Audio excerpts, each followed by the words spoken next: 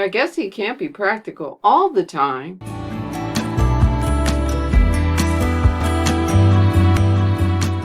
Well, hello, and welcome to another episode of You and Me and Multiple Sclerosis. My name is Pam, and I've been living with multiple sclerosis for nearly 38 years.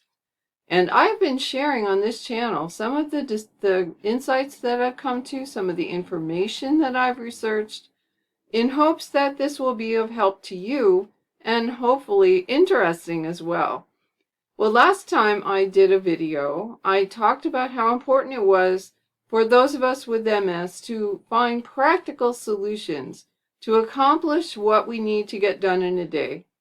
And I do still hold with that being practical needs to be a habit that we develop and a pursuit that we never give up on.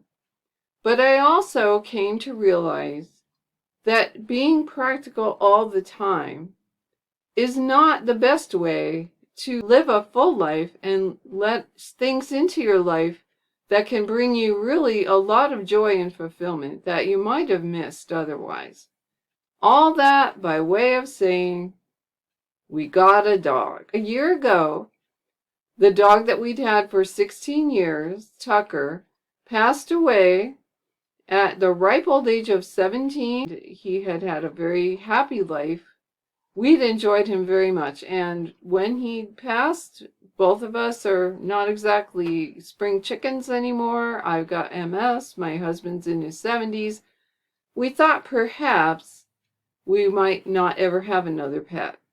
Well, we didn't exactly change our minds and then go looking for a dog. What ended up happening was a friend of mine had been wanting a dog, and she and I talked about different breeds and whatnot. And I told her that I had always been really fond of German Shepherds. And it seemed like that was the right kind of dog for what she needed, because she lives out in the country and she's got chickens and goats and other critters that would benefit from having a protector, or at least someone who would let the human owners of the house know that there was something going on. So she started looking for a German Shepherd, and she looked online through Pet Finder, which is a really great way to find pets that are in different shelters or humane society places, whatever, so that she could find the German Shepherd that she wanted. And it took her a while. She found one finally. She told me to go out to Pet Finder and look for this particular dog with a name and all that. So because she wanted my opinion on the dog that she wanted to get, because it was indeed a German Shepherd, and it's not a breed that she's been accustomed to having in the past. Well, I went out and I looked online and I looked at the dog and I found it, and yeah, it did look like a great dog. But you know how it always is with these sites, that they just say things like, here are some other German Shepherds in shelters near you. Well, anyway, you can't help but sort of scroll through that. And the minute I saw this one particular German Shepherd, I was just struck by how incredibly sweet she looked. She had a sweet face. So I clicked on the photo and I read the story and how she'd been brought into the shelter after she'd been hit by a car, and I just thought, oh, the poor thing.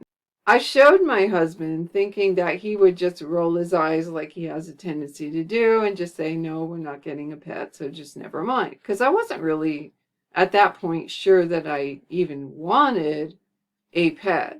But I just was quite intrigued by this dog, and my heart went out to her.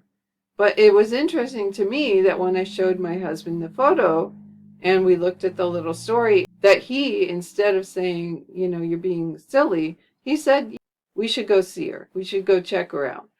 I turned in the application and it got approved, and we went up there to Yakima, Washington, which is about, an hour away from where we live. And we looked at this dog. She'd been named by the shelter Sunny, Sunny, because she has such a sunny disposition. And in fact, she really does. She loves everybody. There's no mean bone in her body. And Al took her for a little walk and we petted her and played with her a little bit. Now, bear in mind, she's a year old. She weighs about 60 pounds, but she still thinks she's a puppy. So it's not like you're getting this fully trained and home-ready dog. And we knew that kind of going into it. We didn't even know for absolute sure if she was housebroken. But we fell in love with her, so we got her, we brought her home, and life has not been quite the same ever since. It turned out she was housebroken, and we're very happy for that. But beyond that, she just knew nothing. No one had ever trained her. And German Shepherds, as you may have heard, are very, very smart dogs. But no one had ever trained her, apparently. So she doesn't know any commands. I taught her sit, but I think we're going to need to do more training than that. Fortunately, I found a trainer right here in the Goldendale area who specializes in German Shepherds, although she will train and board any dog. She does really love German Shepherds. It was perfect, right?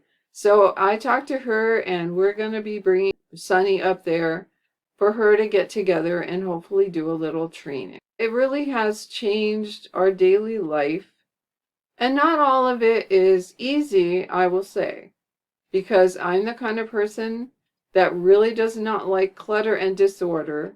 But when you have a pet, especially a rambunctious 60-pound dog who thinks she's still a puppy, you have stuff in your house that you didn't expect. You get messes occasionally. You have to buy a lot of stuff. You have to buy the dog dishes and the dog food and the dog toys and the dog bed, and that we already had the crate. But we have a lot more stuff around the house in full view than we used to have. So you can't just tuck things away in the corner. They've got to be pretty much everywhere. And she requires quite a bit of attention, which is mostly a joy. So on the whole, I'm really, really happy I have her. But I did, in between the time that we submitted our application to possibly adopt her and the time we went up to see her, I did go out online and just take a look to see what I could find about dog ownership and multiple sclerosis. I did find several articles, and I won't link to them, but I'm just going to tell you the conclusions. They talked about how beneficial it would be for someone with multiple sclerosis to have a service dog that's trained specifically to help you around the house and out in the world. Well, clearly Sunny is not a service dog. The other articles that I found were the benefits of people with multiple sclerosis owning small dogs. Well, she's certainly not small. I assume that she's going to get even a little bigger before she's done. And as I said, she's already 60 pounds. I'll put up a photo here so you get some idea of her size. But I would be worried if I had a small dog that I might fall on the dog and squish it. And I don't really think squishing this one is going to be a problem. It's more likely she would squish me. But even so, having her around and never knowing for sure where she is does create some issues. I'm not going to lie. I have to be a lot more mindful and a lot more careful that I don't trip over her or have her throw me off balance. She doesn't mean to, and she doesn't jump up on me, which is, that probably would have been a deal breaker if she liked to jump up, but she doesn't. I think that we can train her, and I think she'll be perfectly fine. So far, so good. Nothing really calamitous has occurred in the week or two since we've owned her. We got her on Veterans Day, and today is the 21st, so I guess we've had her 10 days now. And definitely she's already found a place in our hearts. But it is an interesting change in life, and it's not for everyone, I know. I would never have really even thought of myself as a dog person up until our last dog, but I have loved German Shepherds since I was a little girl. Now, here's a photo of me as a 5-year-old kid with the dog that my dad brought back from the Marines with him, and that dog was fantastic. Ever since then, German Shepherds have had a really important place in my heart. So I enjoy where we are now. I think it's really good. Is it practical? No, no, and no. I'm not really sure that I could point to anything about having this dog that's practical. But, one other thing that I did find out, and it relates a little bit to the dog that I had when I was a little girl. I found an article that I'll put up here that talks about exposure to canine distemper and later development of multiple sclerosis. Now, I knew that this was a thing way back when I was first diagnosed. I remember reading about that people thought there might be a link between certain exposures that you had at critical points in your life, usually before you reached adolescence. So polio was one, or canine distemper.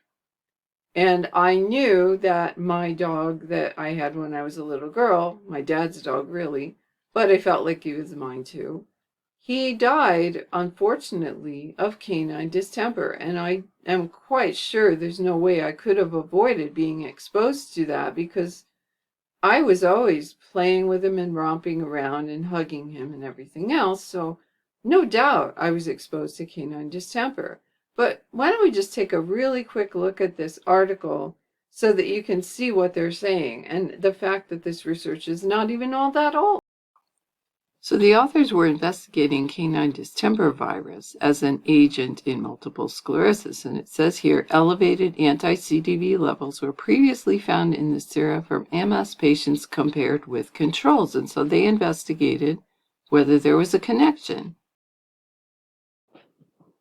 And indeed, it looks like they found that there was a connection between the level of antibodies to this canine distemper virus as opposed to other controls that they used. So their conclusion is that the anti-CDV levels are elevated in MS patients of all ages, and it provides substantial evidence of a strong association between elevated anti-CDV and MS.